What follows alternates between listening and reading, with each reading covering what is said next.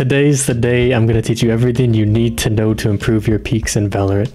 We're going to break it down in ways you can easily visualize and implement it into your game, starting with the first tip. Angle advantage. Most people know about this, but most people do it wrong, even me. If you don't know what angle advantage is, it's whoever sees further, sees first. So my lovely model Bender here, who is closer to the angle, is now revealing their shoulder to me. What a tease. But when someone has an angle advantage, they will always see you before you see them. So the best thing you could do is put your butt against the wall behind you when you swing. But in certain spots like beaming on ascent here, this player will always be at an angle disadvantage. So here's an interesting tip. When you know the enemy is pre-aiming this angle, you actually want to swing past where the enemy would be. What this does is forces them to step into the angle, which makes them peek me. So if I peek past their pre-aim, they have to peek out. And then this makes them then peek with angle disadvantage, so I can see him before he sees me. Sorry, sweetie. Okay. Another thing you can do when you're at a disadvantage is, crazy enough, kiss the wall in front of you before you peek.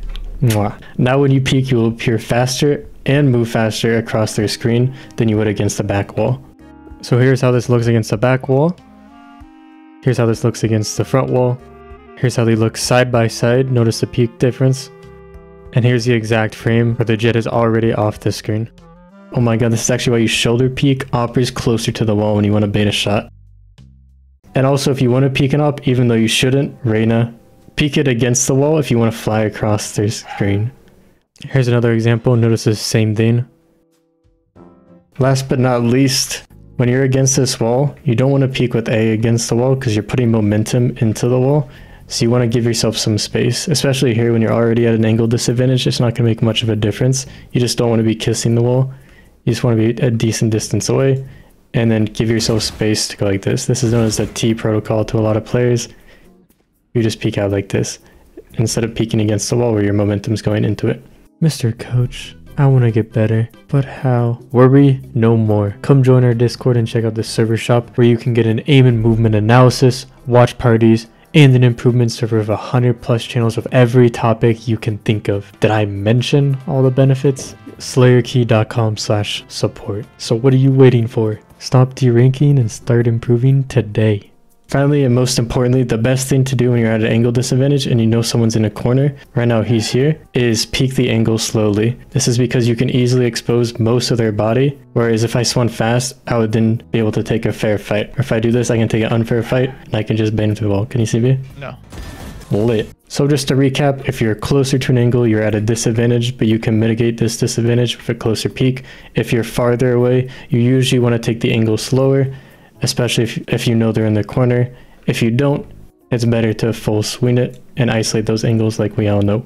Now I have a task for you, because even though this information is simple, in the heat of the moment it can be difficult to realize. So we're going to play a death match and try to actively think about angle advantage and change our peaks/holds accordingly. We are not going to be playing to get kills or to win, but to simply practice our feel for angle advantage in fights. A lot of people get this wrong about Valorant, that once they learn something, it'll easily be implemented into their game. But I'm sure those people also realize how often that doesn't happen. So it's really important in this game that you practice things until they basically become habits or go into your subconscious where you can do them without thinking.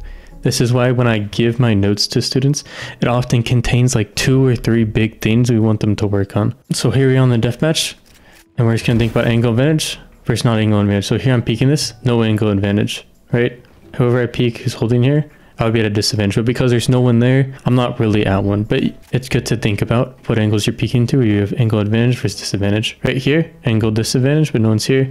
Guy around this corner, I can just hold because he's running straight at me. So I really want you guys to get comfortable with when you peek in the angles, whether or not you have that advantage or whether or not you don't. Okay. Also just woke up 5 minutes ago, buff.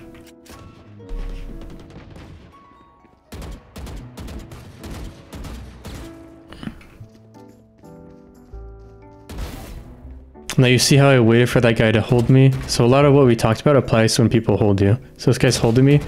I'm going to swing out a bit wider. Again, doesn't matter if I die. We're just trying to approach the fights exactly how things were explained earlier. You see how I peek out wider there? When he's holding me, I'm at an angle disadvantage. Same thing with that guy Heaven here. Once you guys start doing that, I didn't do it there, so that's my bad. Even though I did lose that fight, I also just completely forgot to do it. Same thing here. I'm swinging out super wide. Same thing here. Swinging out a bit wider because that Viper was at the advantage there. So you're basically just trying to identify when this happens and then swing wider where it does. And then when you know someone's like holding an angle and you have the advantage, that's when you can swing a bit slower.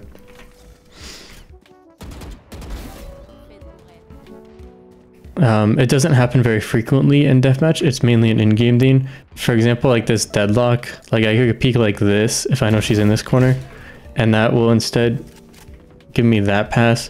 But a lot of times you're not going to have that angle advantage. So I hope you guys can see how like intentional I'm trying to be with my peeks and the ways you can approach fights. So here, right, there's probably someone mid. So we're going to try to swing wider for everyone. And it's actually crazy because pretty much every time I've done this, I've won. I don't want to say this is like some broken method, but I will say it does give you an advantage when you're usually at a disadvantage in fights. It also helps you slow down your fights a little bit. Sometimes people have trouble slowing down their fights, and so they try to do things. You see how I just kind of hold there? I just didn't hold correctly there. But a lot of people have trouble just holding in fights, or like being a bit more intentional with their peaks, if you know what I mean. Like they kind of just run around deathmatch, and then as soon as you see someone, they shoot them, or they just run around pretty much with no intention behind their movement at all. So let me try this again. Let's try to swing a bit wider there. I think I heard someone's screens. I'm gonna come down here. If someone's here, I'm swinging wide. No one's here. You see how because I took that angle, like I'm more prepared for that KJ. If she was actually paying attention to me and was holding me from that angle, I still would have had a good advantage on her.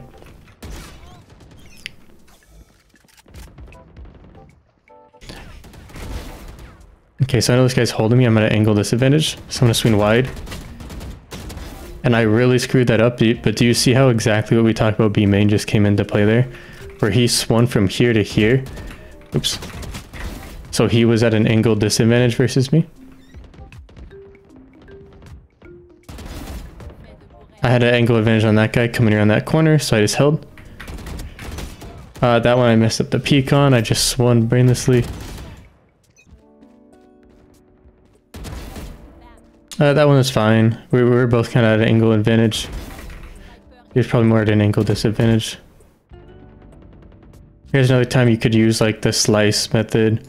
Like I'm gonna have the advantage on this KJ here, I think.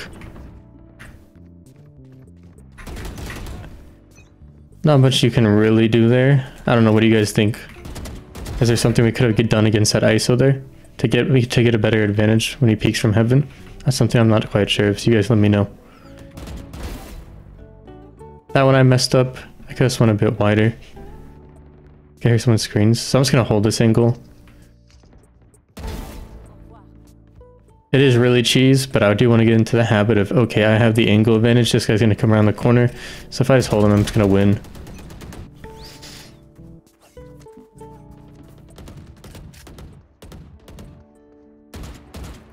Okay, same thing here. I'm gonna hold pretty wide though. I'm expecting him to swing this wider. And you see how I don't even have to move my crosshair there to get that player. Also, I think these are just bot lobbies. I'm not gonna lie, guys.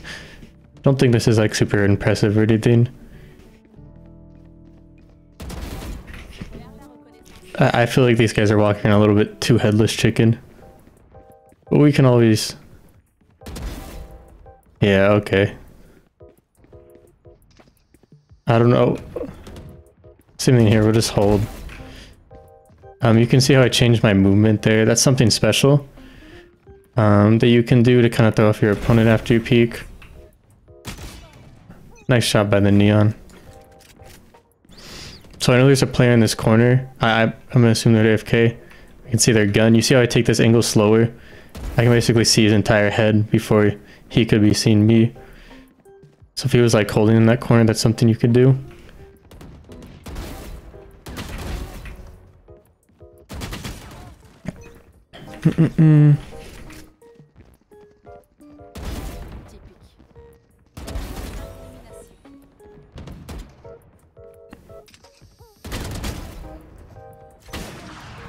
Oh. And that's pretty much it.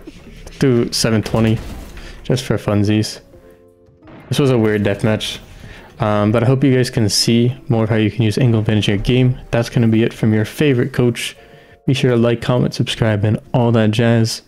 And I will see you in the next one. Bye-bye.